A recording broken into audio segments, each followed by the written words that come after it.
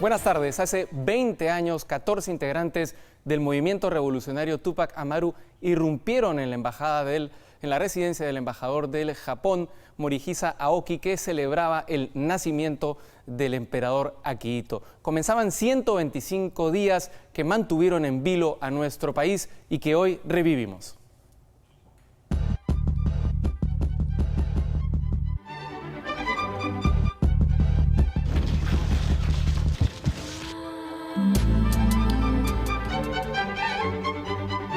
El 17 de diciembre de 1996, la residencia del embajador del Japón en el Perú albergó una celebración por el aniversario del nacimiento del emperador Akihito. Cerca de 800 personas estaban reunidas, muchas de ellas vinculadas al gobierno y a la colonia japonesa.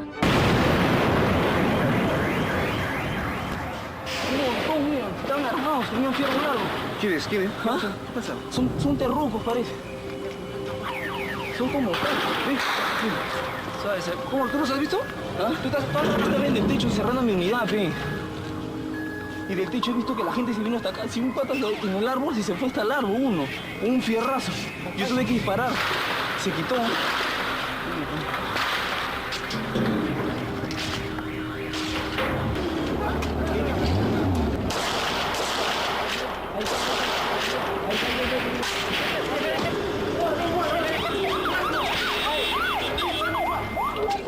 ¿Cuál es su ubicación? Que lo estoy esperando acá hace más de 30 minutos. Incluso en estos momentos hay una explosión y usted no me llega al punto.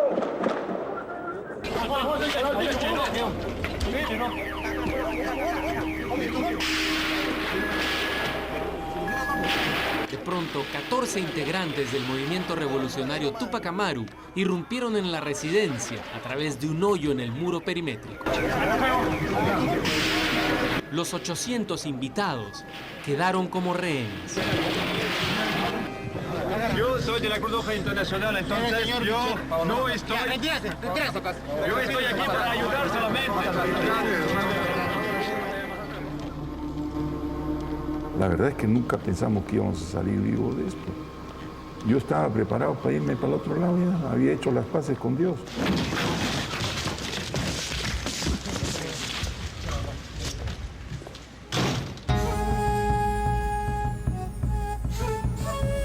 Los rehenes fueron liberados paulatinamente. Primero las mujeres y luego los demás invitados. Nos encontramos en una situación dificilísima y muy delicada, cuya solución pacífica es compleja pero indispensable. Al final quedaron 72 rehenes, todos vinculados al gobierno, y el sacerdote Juan Julio Vich, que permaneció voluntariamente en cautiverio. Yo al principio dije, pucha, que acá paso piola. Me habían dado recién mi libreta electoral. Nunca había tenido libreta electoral porque había estado en la Marina. Le dije, aquí estreno mi libreta. ¿Era presidente del Instituto del Mar? Yo era presidente del Instituto del Mar. ¿Y así se identificó? Y así me identificó. 2 o 3 días después, o quizás un poquito más, apareció una noticia en primera página diciendo de que yo había tenido a mi cargo la guerra antisubversiva. Fíjese que el tino que tenía el imbécil que escribió ese artículo. No sé quién ha sido hasta ahora, ¿no? Pero creo que fue un tarao. Un tarao el que hizo eso. Por supuesto me hicieron un juicio popular adentro.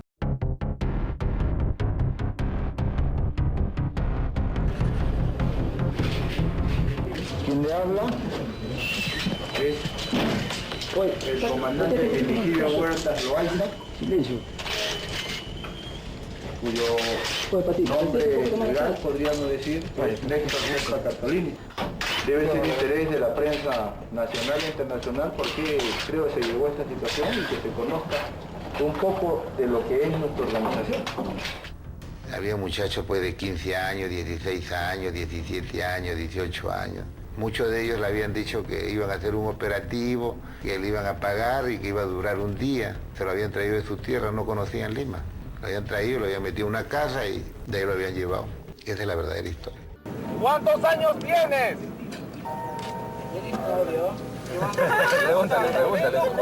Pregúntale. 15. El MRTA pidió la liberación de 465 de sus prisioneros, la revisión de las reformas económicas, criticó el programa de asistencia extranjera de Japón al Perú y protestó por las condiciones de las cárceles peruanas. A lo largo de todo este tiempo, el gobierno exploró la posibilidad de una salida pacífica a la crisis de los rehenes y nombró una comisión negociadora. Al mismo tiempo, comenzó a planearse un posible rescate. ¿Rescate militar? Muy difícil. No, puede haber hasta más del 30% de muertos. Entonces, eso estaba en mi mente. Eso estaba en mi mente. Pero en mi mente no solamente consciente, subconsciente, inconsciente y en cuanto conciencia puede haber.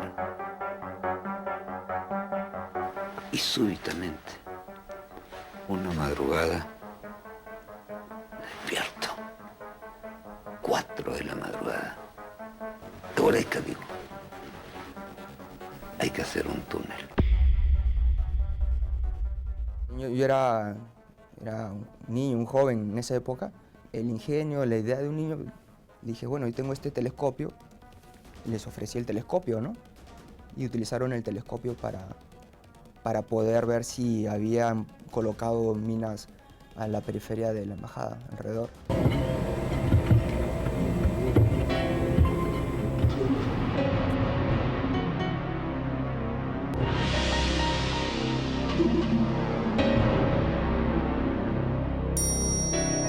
Yo indico que se coloque parlantes y música con alto volumen.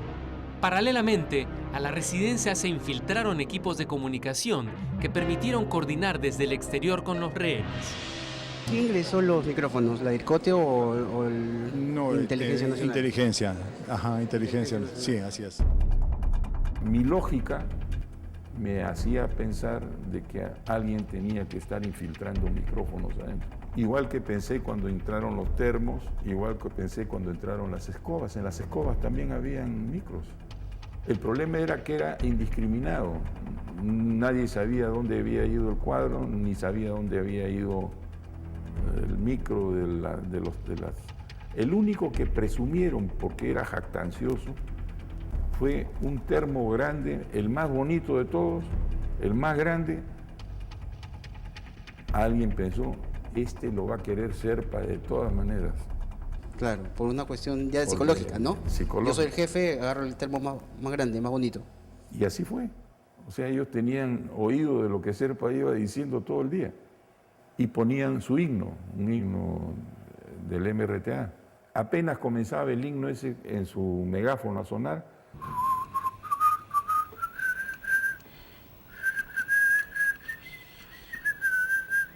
casi todas las mañanas escribimos secciones. afuera comenzaba la famosa música esa que fue una locura para nosotros. Terrible, fuerte. Entonces le dijimos, bueno, mañana, si nos están escuchando, pongan como primera música La Cucaracha.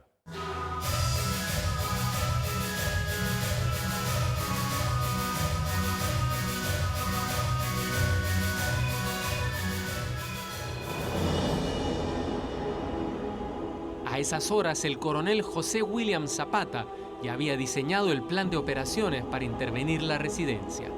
Solo faltaba esperar el momento oportuno. El comando tiene como mística el dar antes de recibir. En esta oportunidad, por otro lado, dar la vida a cambio de la liberación de los rehenes.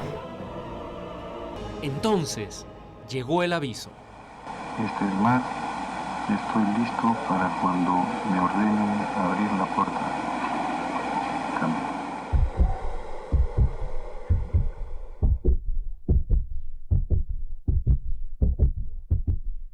Y para seguir reviviendo esta increíble historia tenemos un panel de lujo. Nos acompañan en primer lugar Fernando Andrade, que fue rehén en la residencia del embajador del Japón. También Dante Córdoba, que fue uno de los 72 rehenes que permaneció hasta el final. Nos acompaña también el general César Astudillo, que fue uno de los comandos Chavín de Huántar, el general William Zapata, jefe de la operación Chavín de Huántar, y por este lado de la mesa, Gustavo Adriansen, ex procurador del caso y ex ministro de Justicia, y también Carlos Rivera, director del IDL. En primer lugar, quería comenzar con los ex rehenes para recordar qué les queda en la memoria después de estos 20 años. Fernando. Bien, fue una experiencia única y la preocupación que tenemos en este tipo de casos que nos dijeron, ustedes son prisioneros de guerra y la obligación de todo prisionero es escaparse. Entonces comencé a ver cuál era la forma de escaparme. Todas las ventanas estaban soldadas por dentro, o sea que era bien difícil. En la puerta había un MRTista con fusil y un sillón que la trancaba. La residencia era un lugar muy seguro, eso se volvió un problema cuando se trataba de salir también de la residencia, no solo ingresar. A mí me identificaron plenamente porque cuando yo estaba en el segundo piso bajé y un embajador me dijo, buenas noches, señor alcalde. Entonces ahí cuando uno menos quería ser identificado, ya me habían identificado. Entonces inclusive dijeron, ¿quién es? El alcalde de Miraflores, el señor Andrade. Entonces dijo, pónganlo con los ambulantes, ¿no? Y eso pues hizo una preocupación de ver cómo podíamos salir de ese problema. ¿Has traído un beeper? Sí, en esa época existían estos aparatos que son beepers, ¿no?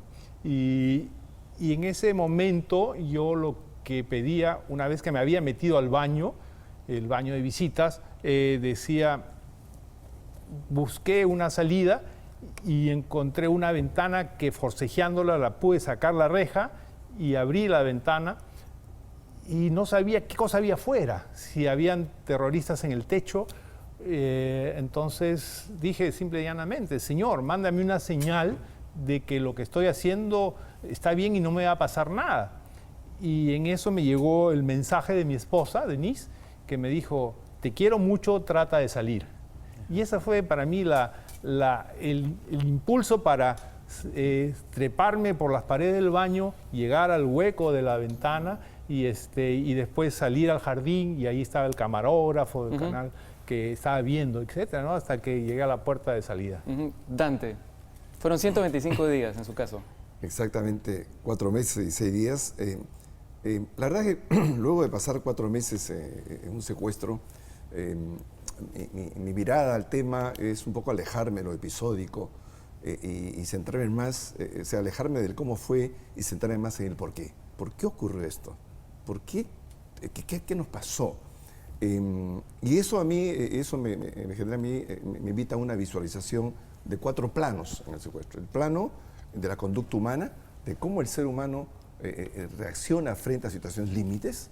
El plano social, de cómo un Estado que no llega con políticas públicas de orden social, de salud, de educación a zonas deprimidas económicamente, socialmente, de cómo el Estado que deja pasar esto puede generar condiciones para que el nacimiento de grupos violentistas. Y los peruanos sabemos que sin paz no es posible el desarrollo nacional. Sin paz no es posible democracias duraderas. Sin paz no es posible el ejercicio de derechos humanos. Y el tercer plano es el plano político, de cómo se manejó políticamente este evento, en el evento y post-evento, y luego el plano militar, de cómo se planearon y la acción misma militar. Y eso a mí, realmente, el plano militar me lleva, aparte de lo exitosa de la operación, me lleva a mí a una gratitud eterna, a una gratitud eterna con quienes se jugaron la vida, por los comandos de Shahin de Huántar que salvaron la vida por nosotros, y estamos aquí comentando esto porque gracias a ellos estamos vivos. ¿Cómo lo vivió en el plano humano? Bueno, ahí el plano humano nos lleva al tema de la reflexión. Genera unas reflexiones donde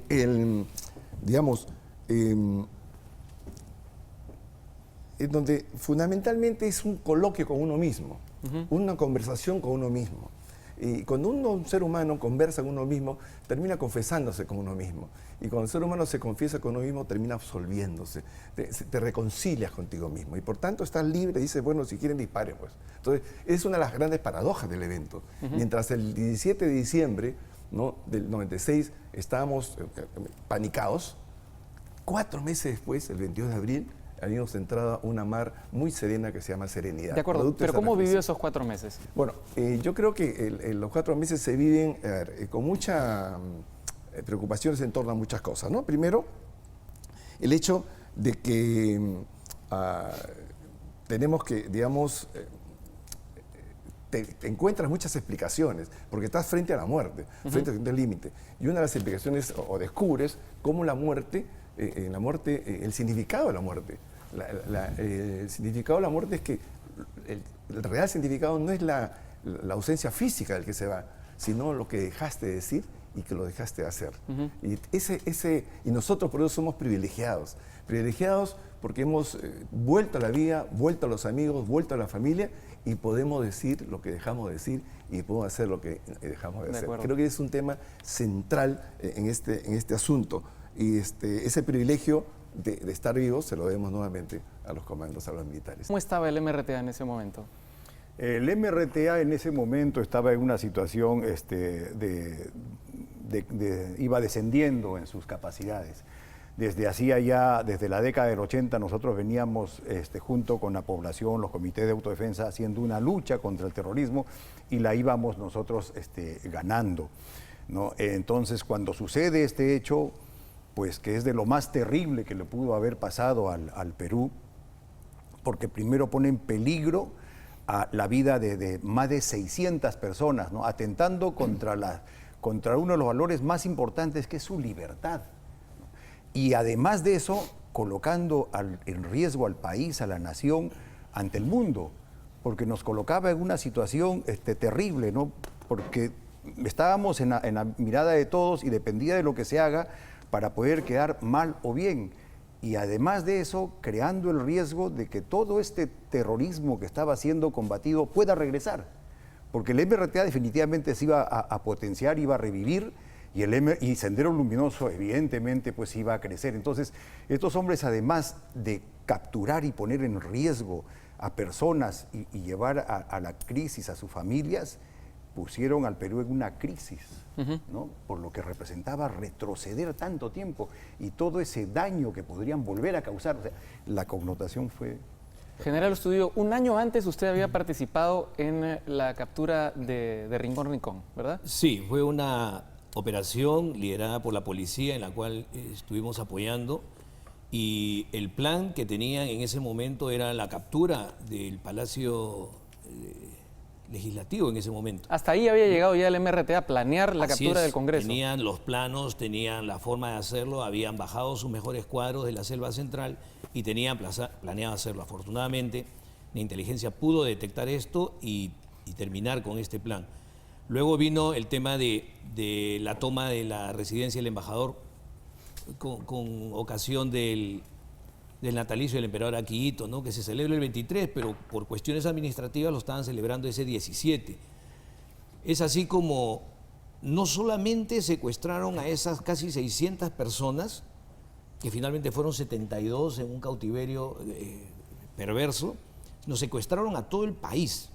Creo que todo el país durante esos 126 días estuvieron secuestrados. Una vez terminada la solución pacífica, que no se pudo realizar, empezó la solución militar, que como todos sabemos, y los resultados que se obtuvieron, como me han dicho varias veces y lo volvería a hacer, lo haría 1000 veces. Quizás la fuerza y la agilidad mengüen, pero el espíritu está intacto. Lo volvería a hacer porque estoy convencido de que lo que hicimos, lo hicimos bien y de la forma correcta. Quiero volver con los ex rehenes, especialmente con el señor Córdoba, que estuvo los 125 días, 3 meses y 6 días, como nos lo ha recordado. ¿Cómo era el día a día dentro de la residencia? ¿Cómo se organizaron los rehenes? Cuéntenos un poco los hechos. Correcto. Bueno, el marco de este asunto son dos elementos centrales: la defensa de tu dignidad y las ganas de vivir. Son dos elementos centrales con los cuales tienes mucho que trabajar. Y eso significa descubrir mecanismos de defensa frente a la agresión, frente a la violencia diaria que vivíamos. Porque a un ser humano se le violenta cuando se le priva de la libertad. Y cuando a un ser humano se le priva de la libertad, se le está dando un golpe al núcleo de su dignidad. Por tanto, nosotros teníamos que buscar elementos de mecanismo de defensa. Pero, por ejemplo, ¿ustedes recibían ese tipo de violencia? ¿Los empujaban, los golpeaban? ¿Qué es lo que ocurría? Es que la violencia no solamente tiene que ser física. Repito, cuando te privan de libertad, te están violentando día a día. Sí, de acuerdo. Claro, en las noches, por ejemplo, ¿qué pasa? Estaban todos dormidos en el suelo y a las 2 de la mañana pasaban y te pisaban. Y caminaban sobre tu cuerpo. O sea, ese tipo de cosas. O si no, simplemente te decían con la metralleta: oiga, si hay un rescate militar, solo no me voy, me voy con usted. O sea, primero me voy con usted. Pero a pesar de esta situación dramática, usted me estaba contando que había espacio para el humor también. Claro, exactamente. Uno de los mecanismos es el humor. El humor nunca debe perderse, digo yo, ni siquiera en situaciones de adversidad, porque eso significa realmente, el humor relativiza las circunstancias dramáticas. ¿Qué tipo de cosas se hacían los rehenes entre ellos? Las actividades. Nosotros teníamos que ganarle tiempo al tiempo. Y a veces así todos leían, jugaban cartas, había guitarras que se tocaban la guitarra, en fin, leer, escribir mucho. Yo escribía mucho. Yo escribí 10 cuadernos de las discusiones, los debates que tenía con Serpa, con el otro chico. Pero me contó también, por ejemplo, que había hecho una broma con un viper, lo recordó a partir del viper que ha traído Fernando Andrade. Nuestro amigo Fernández, el único viper que quedó fue nuestro amigo Fernández, ¿no? Que no fue descubierto. Y bueno, hacíamos todo de bromas. Recuerdo que un día se cayó al suelo, yo lo recogí y no le dije nada. Por tanto, él se dio cuenta que había perdido hiper y estaba sudando y todo el día el pobre. Así que ese tipo, pero teníamos que reírnos mucho. Nosotros hemos reído mucho, el humor es clave, porque el humor finalmente es el que permite la alegría, y al final es un mecanismo de defensa, ¿no? Pero otros leían, escribían, y al final lo paradójico, no teníamos ni luz ni agua. Por tanto, a las 6 de la tarde, 7, se iba la luz, prendíamos la vela, pero al final del día decíamos, oye, me falta, yo tenía que escribir más. Ya no podíamos escribir porque no había luz. Pero lo que quiero decirles es que a veces el tiempo nos queda corto, por lo tanto habíamos ganado mucho. Este es un tema frontal de cómo afrontar frente a la agresión permanente de los secuestradores, ¿no? Que realmente estaban día a día en el tema. Y creo que al final resumo este asunto, yo siempre con dos pensamientos y un sentimiento. El primer pensamiento es que lo impredecible está en cada minuto de nuestras vidas. Uno sale de la casa y a lo mejor no regresa. Sí. El segundo pensamiento es que la violencia no nos lleva a nada, salvo a la muerte y a la destrucción. Y el sentimiento siempre es el sentimiento de gratitud. Gratitud a quienes se jugaron la vida por nosotros, que son los oficiales de la Fuerza Armada de nuestra patria. Fernando, ¿qué es lo primero que piensa un rehén cuando sale de una situación de cautiverio? Bueno, alegría, ¿no? Porque yo salí y pude regresar a mi casa y ahí estaba mi familia esperándome. Estaban mis hijas, estaba mi esposa, estaban mis cuñados, mi hermano. Entonces, eso fue reencontrarse con la familia, es algo muy agradable a más de las 2 de la mañana. Entonces, saliste de un problema. Y lo que yo me acuerdo de eso era la preocupación que tenía todo el mundo. Todo el mundo estaba preocupado, qué van a hacer con nosotros, qué nos va a pasar, quién es quién, y estaba el jefe de la DIRCOTE, la Dirección contra el Terrorismo, y cómo salimos de esto, porque uno está preocupado, pero lo que tiene que hacer es ocuparse en ver cómo salir de ese problema. Y ellos nos habían dicho que éramos prisioneros de guerra, y como les había dicho, teníamos que escaparnos, esa es la obligación, y hay que buscar cómo salir. Pero toda la gente estaba todavía asustada, aterrada en las primeras horas, y no podían organizarse un plan de escape. Entonces, esas son las cosas que hay que ver y aprovechar en los momentos que son importantes. Has tocado un tema interesante, Raúl, que es ¿qué pasa cuando termina el evento y sales? Sí. Es un tema otra vez bien complicado para un ser humano. 4 meses después de vivir esta situación muy dolorosa y dramática, cuando estás liberado, sientes una especie de renacer. Primero un gran alivio, parece que te hubieran quitado 1000 kilos encima, en primer lugar. Sientes muy aliviado. En segundo lugar, ver a tu familia, a tu esposa, a tus hijos por primera vez 4 meses, es un renacer, pero tú corres, abrazas, y en ese momento te das cuenta que las palabras sobran, no tienes que decir, no hay palabra, no existe la palabra. Ahí creo que el silencio es el protagónico. Entonces el silencio se convierte en una especie de lenguaje del alma. Abrazas, solamente abrazas, y en silencio. Claro que sí.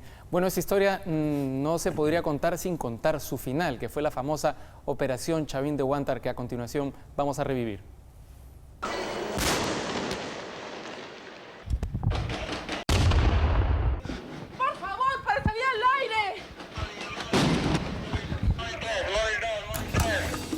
¡Por favor, para salir!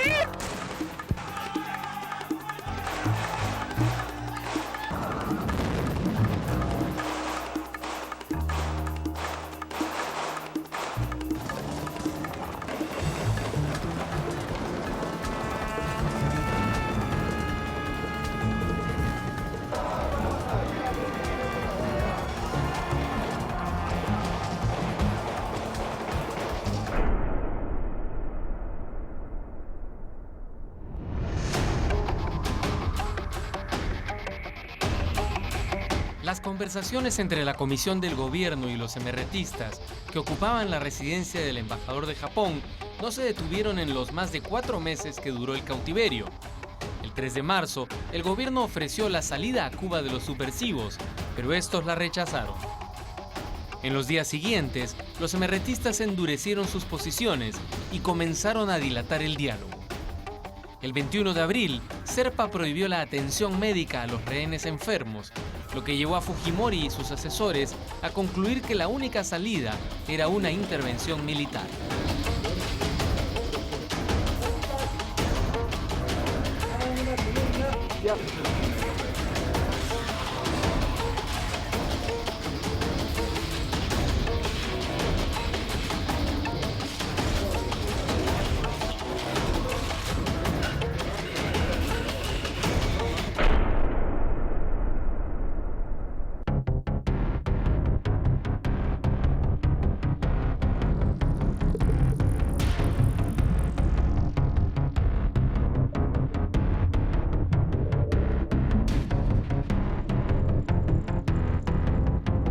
Es la mañana del 22 de abril de 1997 y este es el movimiento en las galerías que se construyeron debajo de la residencia. Los soldados esperaron varias horas debajo del salón principal de la residencia, donde los emerretistas comenzaron a jugar un partido de fulbito con un balón de papel. Bajo sus pies, los comandos sembraron 3 cargas de explosivos y esperaron al momento preciso para detonarlas.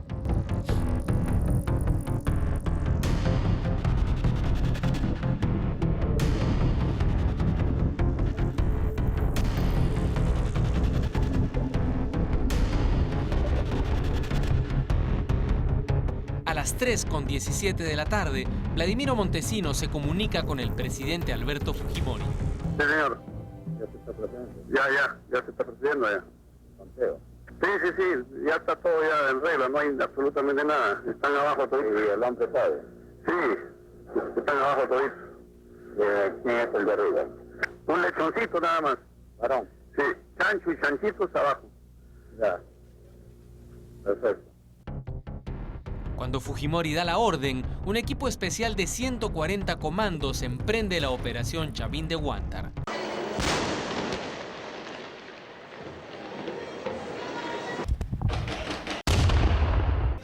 ¡Por favor, para salir al aire!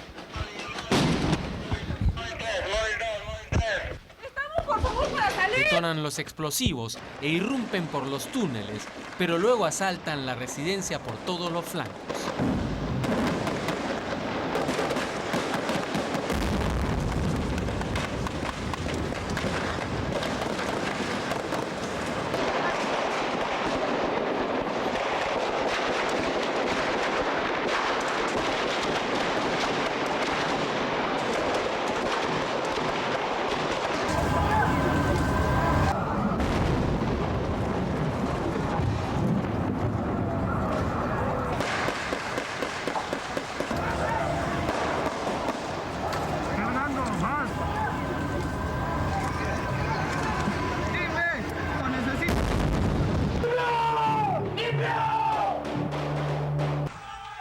Con la intervención murió uno de los rehenes, el doctor Carlos Giusti, vocal de la Corte Suprema.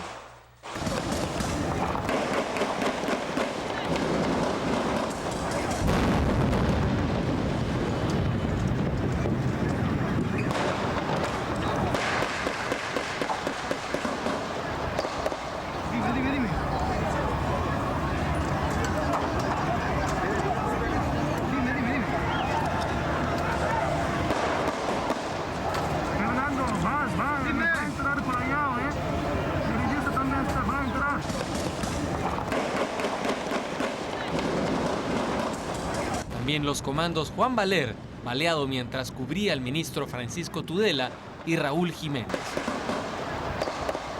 Dime.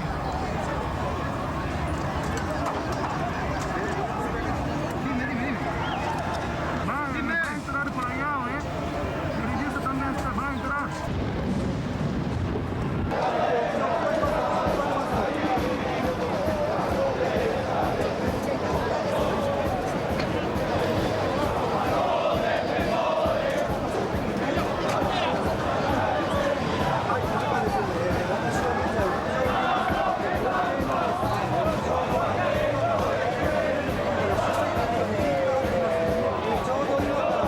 Todos los emerretistas murieron a consecuencia de la intervención.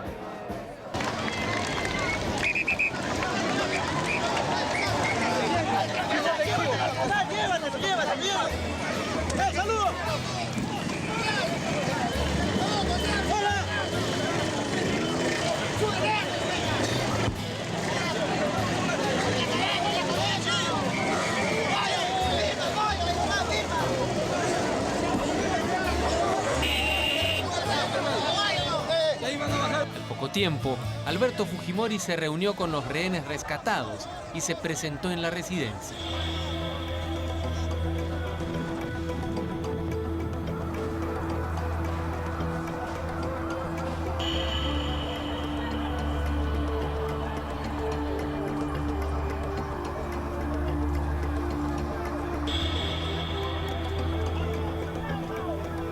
Estamos de vuelta con nuestro panel de invitados y quería preguntarle al general William Zapata, ¿cómo se planificó la operación? ¿Cómo es que se llevó a cabo esta operación, general? Desde la noche del 17, nosotros nos comenzamos a reunir y hay testimonios de comandos que me contaron de que estaban en sus casas viendo televisión. Uno me dice que estaba en una cama con su papá y vio las noticias por la televisión y regresó. Cuando estaba en Costa Verde, le enviaron un mensaje Viper, regresa a casa. Con esto quiero expresar de que todos los que estábamos trabajando en esa brigada de fuerzas especiales debíamos estar en condiciones de poder actuar en el primer requerimiento que teníamos, porque esa es la naturaleza de esa gran unidad. Entonces nos reunimos esa noche, comenzamos a tratar el tema y al día siguiente, antes de las 5 de la mañana, estábamos nuevamente reunidos en un batallón, en el batallón de comandos 19, tratando de organizar lo que posiblemente podía ser una tarea que nos diera el gobierno de entonces. Y sucedió así que unas horas después, creo que 3 horas después, nos llamaron al comando conjunto. Fuimos 3 oficiales y nos dieron el encargo o la misión de que nos hacíamos responsables del rescate y que debíamos prepararnos para poder estar en condiciones de enfrentarlo. Fueron 3 cargas las iniciales las que abrieron, digamos, el piso del salón de la residencia, pero fueron muchas más, ¿verdad? Exactamente. Para nosotros colocar esas cargas, la razón de esas cargas subterráneas fue aturdirlos, desarticularlos, dejarlo fuera de control y que las cosas se nos faciliten de tal modo que los rehenes también pudieran estar a salvo. Para eso ya nos habíamos enterado por inteligencia que los rehenes estaban todos en la parte de arriba. Para poder hacer esas explosiones las tuvimos que practicar en diferentes lugares de Lima, particularmente en sitios donde el subsuelo es semejante al de San Isidro. Entonces hicimos esas prácticas con esas 3 explosiones con esa finalidad. Sala, comedor y biblioteca, porque en la biblioteca estaba el puesto de comando de ellos y además les cortaba la subida al segundo piso, la onda mecánica de la explosión para que ellos no puedan subir y atacar a los rehenes. Y luego 6 cargas en todo el perímetro de la residencia, de tal manera que éstas abrieran unos boquerones rectangulares y por ahí incursionaban cada uno de los equipos.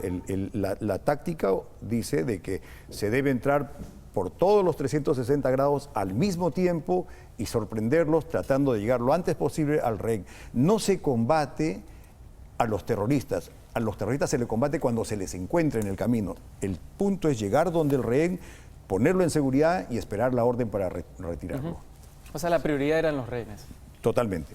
¿Cuál fue su papel, general Astudillo? Bueno, yo tenía a cargo el equipo número 1 del Grupo Alfa, que era el primer piso, y que en todo momento nuestra única misión fue rescatar a los rehenes con vida, ¿no? Rescatar a los rehenes, esa era nuestra principal misión. Jamás, nunca recibimos otra orden contraria a esta. Y eso se grafica durante toda la operación. Desde que empezó el 17 de diciembre, un día como hoy, estábamos, en este caso yo estaba de instructor en la Escuela de Comandos y justamente tenía a cargo el curso de rescate de rehenes y dominación de inmuebles. Y con todos ese equipo nos constituimos inmediatamente con el comandante de la operación, que era el entonces coronel Williams. Y fueron 4 meses o 126 días de entrenamiento, mañana, tarde, noche, madrugada. Nosotros mismos poníamos los escenarios más complicados y más difíciles que se podían presentar en el caso. El día de la operación se hicieron 4 túneles con esos 32 valerosos mineros que nos ayudaron muchísimo en la operación, y salimos por todos estos túneles a completar la misión.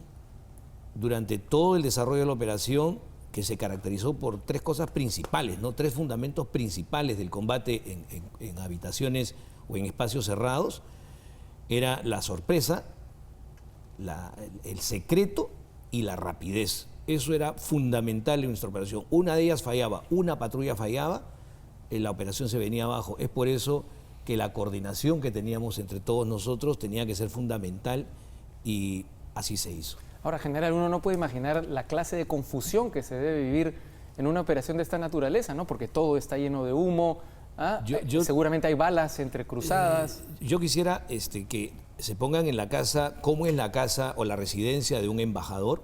Está llena de cortinas, en ese tiempo, ¿no? De alfombras, muebles, es decir, con las propias explosiones y el calor que se produce adentro.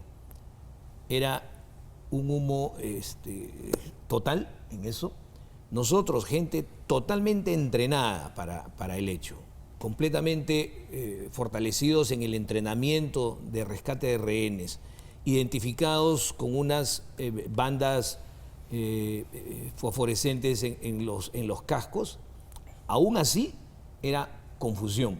Lo único que nos permitió el éxito de esta operación fue el entrenamiento y los escenarios que nosotros mismos nos poníamos. De otra manera, eso hubiera sido pues, un desastre, ¿no? Uh-huh. Ese entrenamiento continuo, permanente, llegando al máximo de nuestros niveles, es lo que nos permitió poder rescatar y tener éxito en esta misión, con la lamentable pérdida del magistrado Yusti y de nuestros 2 compañeros. Aparte que, como ustedes saben, hubieron otras víctimas más, ¿no? El comando Cruz Jarama, que perdió la pierna, el comando Miranda, que perdió la movilidad de un brazo, el comando Tacas, que se laceró la vista, y otros 13 más, así como rehenes que también salieron heridos, ¿no? El más conocido del caso fue el del canciller Tudela, como todos recordamos, ¿no? Pero fueron muchas más víctimas. Como parte de esa operación también murieron los 14 emerretistas que habían tomado la residencia del embajador del Japón, y eso nos da pie al tema de la polémica que durante estos 20 años ha acompañado a la operación, si es que se produjeron o no operaciones extrajudiciales. Doctor Rivera, usted ha planteado desde los derechos humanos que esto es una posibilidad, que esto pudo haber ocurrido. Sí, en realidad, no solamente desde las organizaciones de derechos humanos, sino que es la fiscal Nelly Calderón la que primero plantea una denuncia por la comisión de una ejecución extrajudicial o un asesinato. En el curso de las investigaciones que en los siguientes años se han desarrollado, y hay un proceso en sede interna, terminó en julio del año 2003, y hay un proceso en sede internacional con una sentencia de la Corte Interamericana de Derechos Humanos de abril del año 2015, lo que está acreditado es que por lo menos Cruz Sánchez fue ejecutado. Hay que tomar en cuenta que ni en el proceso judicial interno, ni en el proceso judicial internacional se ha juzgado ni a los comandos Chavín de Huántar, ni a la operación militar de rescate de los rehenes. Tanto la sentencia del Poder Judicial peruano y mucho más claramente la sentencia de la Corte Interamericana especifican que hay 2 momentos para entender el hecho que se está siendo sometido a proceso nacional como internacional, que es que lo que se está juzgando, que la ejecución extrajudicial de Tito, es un momento posterior al fin de la operación. Por lo tanto, creo que ahí hay un hecho sumamente importante sobre el cual... Pero siempre se dice que las organizaciones de derechos humanos han perseguido a los comandos. Mira, eso me parece que no es cierto, y en realidad lo que aparece en los procesos judiciales, tanto interno como internacional, puede acreditar que eso no ha sido así. En realidad, los comandos, el único momento en que los comandos han sido judicializados es en el fuero militar. En el fuero militar se inicia un proceso a los pocos días que la fiscal de la Nación formula una denuncia, y eso culmina con la absolución de todos los comandos. Nunca más los comandos son ingresados como investigados o como instruidos en un proceso judicial. Solamente han acudido, y aquí que me parece que está el general José Williams, y hay otros como el señor Alatrista o Patiño, que se han acudido como testigos, que en realidad era indispensable, porque finalmente lo que se estaba investigando es un hecho inmediatamente posterior a la culminación de la operación. Por lo tanto, eso me parece que es sumamente importante. Lo que queda en ambas sentencias judiciales es, primero, una declaración en esta sentencia del 15 de octubre del 2012 que dice que Tito fue ejecutado, ¿no es cierto? Es cierto, en este caso se juzga a Montesinos, Hermosa, Guamán Azcurra y Jesús Zamudio. El Tribunal Penal peruano los absuelve porque dice que no hay una evidencia de que, siendo ellos imputados como autores inmediatos, hayan dado una orden a los famosos gallinazos, ¿no es cierto?, es decir, los elementos del Servicio de Inteligencia Nacional, para que ejecuten a Tito. Pero la conclusión del Tribunal Penal interno es que hubo una ejecución extrajudicial, hubo un asesinato. Esa sentencia interna es confirmada por la Corte Suprema. Más de año y medio después viene el proceso judicial a nivel internacional en la Corte Interamericana, y la Corte Interamericana iba a hacer lo que tenía que hacer, es decir, tomar en cuenta la sentencia del Poder Judicial peruano, que ya acreditó que hubo un asesinato en los momentos posteriores a la culminación de la operación militar. Y la Corte Interamericana toma en cuenta ese asunto y dice, oye, en realidad no hay una evidencia de que Tito haya sido un combatiente. Dice, él es un hors de combat, es decir, está fuera de combate, y por lo tanto dice, el Estado lo tenía que proteger. Y la Corte Interamericana básicamente repite lo que había dicho el Poder Judicial peruano, que Tito fue ejecutado. Ese es el único elemento que se demuestra, porque si bien es cierto, la Comisión Interamericana denuncia 3 asesinatos de Tito y de otros 2 MRTistas, la propia Corte señala que en el caso de los otros 2, de Cruz Peceros y Pedraza, en realidad dice, sobre eso no hay una evidencia, y por lo tanto dice, ellos probablemente han sido eliminados en combate, porque la Corte se hace declaraciones explícitas de que la MRTA era una fuerza combatiente y que por lo tanto ellos podían ser eliminados legítimamente. Doctora Derancén, ¿usted tiene una posición distinta?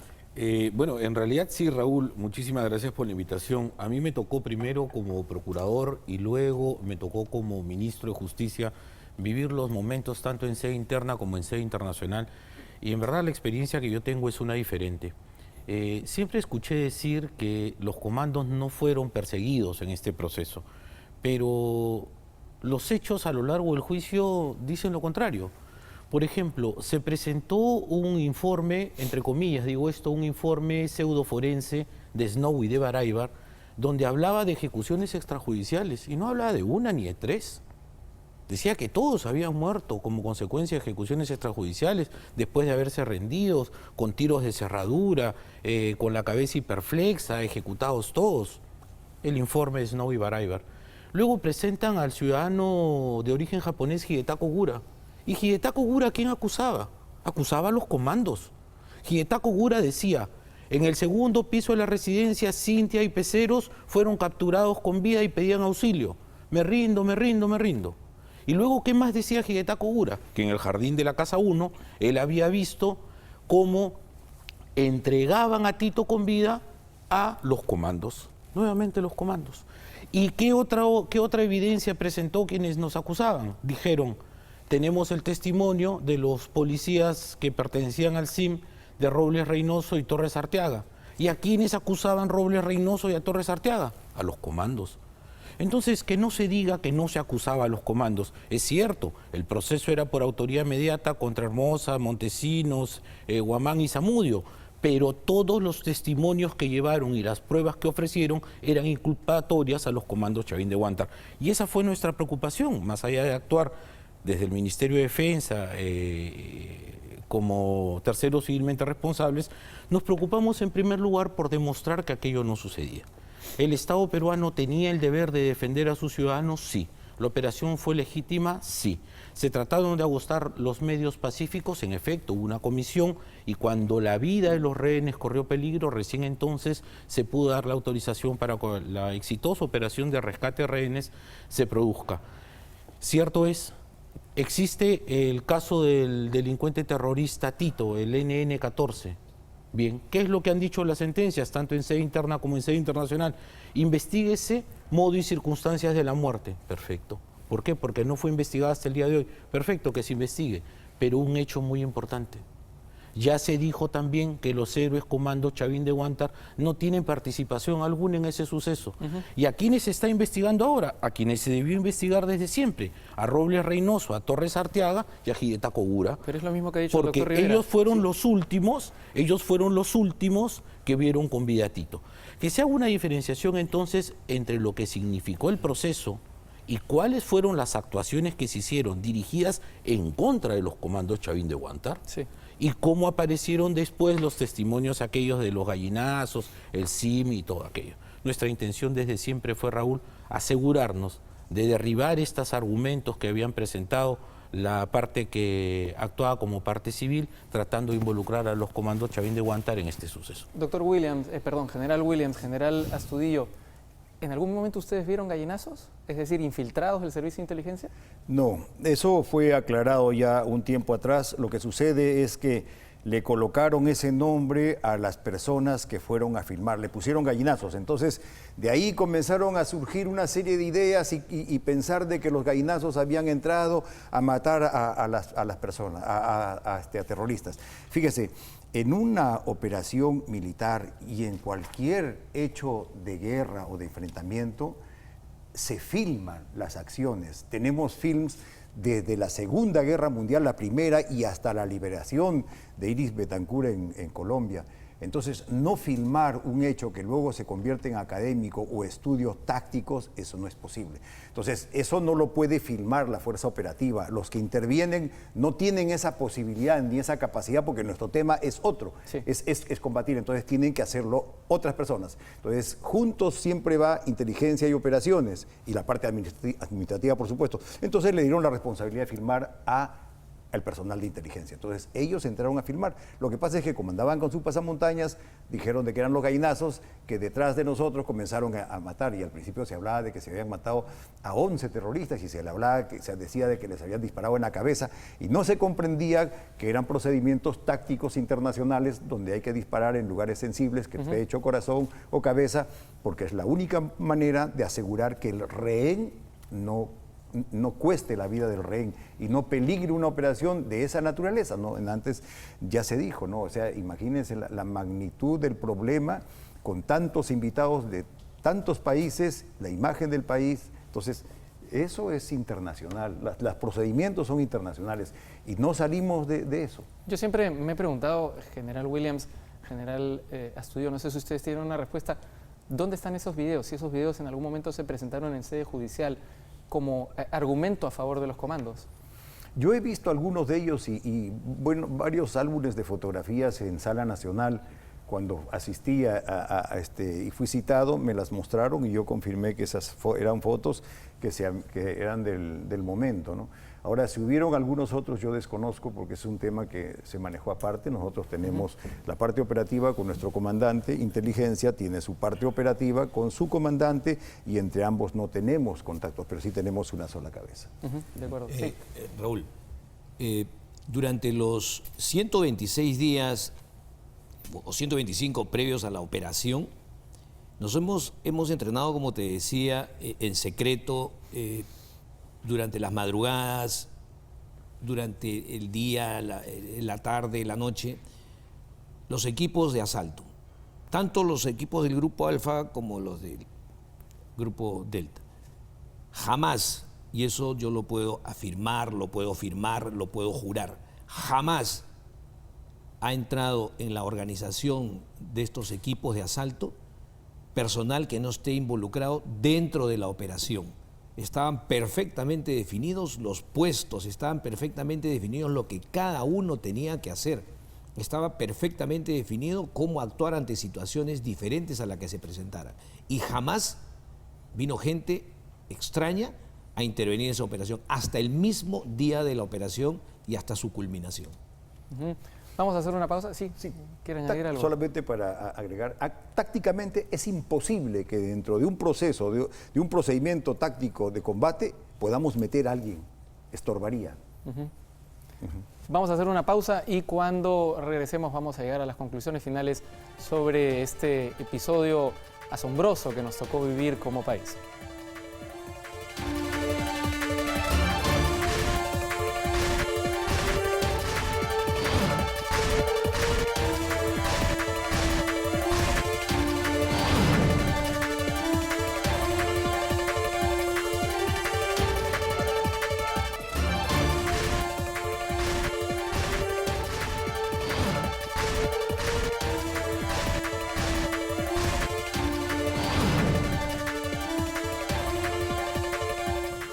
Han pasado 20 años de la toma de la residencia del embajador del Japón, Morihisa Aoki, un hecho que sigue generando polémica y que hoy estamos reviviendo aquí. Yo les quería pedir a mis 6 invitados, a cada uno palabras finales, quizá una pequeña reflexión, nos queda poco tiempo, pero es suficiente como para que cada uno diga algo final.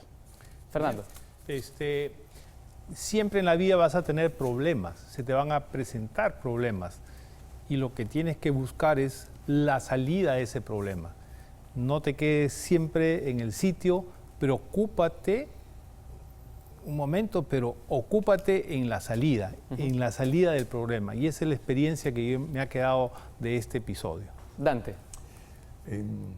Luego de un secuestro de 4 meses, creo que la conclusión final es que terminas entendiendo que a veces el secuestro es una oportunidad. Una oportunidad para hacer un alto en el camino. A mí me da la impresión de que usted ha tenido 20 años de una nueva vida, ¿no? Exacto, a eso hoy. Te da la oportunidad de hacer un alto en el camino, y cuando hacemos un alto en el camino, a veces, o cuando no hacemos un alto en el camino, a veces no miramos a nuestro alrededor. Y cuando no miramos a nuestro alrededor, no sabemos lo que estamos perdiendo. Este tipo de eventos, al final, con todo lo doloroso, con todas las muertes, 17 personas muertas, porque la muerte no tiene ideología, no tiene color. Entonces, al final, ¿cuál es mi lección final? O digamos, ¿qué es lo que me queda a mí? Con todo esto, yo vivo una vida, me ha enseñado a vivir una vida sin rencores ni amarguras. Gracias, General Astudillo. Bueno, en principio,